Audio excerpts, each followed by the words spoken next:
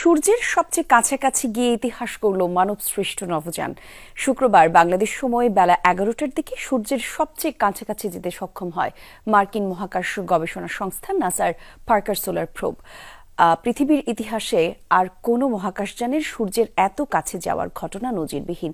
6 বছর ধরে দীর্ঘ 61 লাখ কিলোমিটার পথ পাড়ি দিয়ে অনন্য এই মাইলফলক স্পর্শ করল স্পেসক্রাফটটি।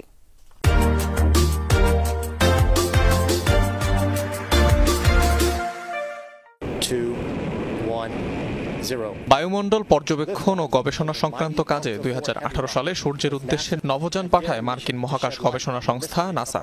নাম পার্কার সোলার প্রোব। বলা হয় উচ্চ তাপমাত্রা আর প্রতিকূল পরিবেশে টিকে থাকার মতো করে তৈরি করা হয়েছিল মহাকাশযানটিকে। দীর্ঘ 6 বছর অপেক্ষার পর মিলল তার প্রমাণ। মানবসৃষ্ট কোনো বস্তু হিসাবে সূর্যের সবচেয়ে কাছে যেতে সক্ষম হয়েছে মহাকাশযানটি। সূর্য থেকে মাত্র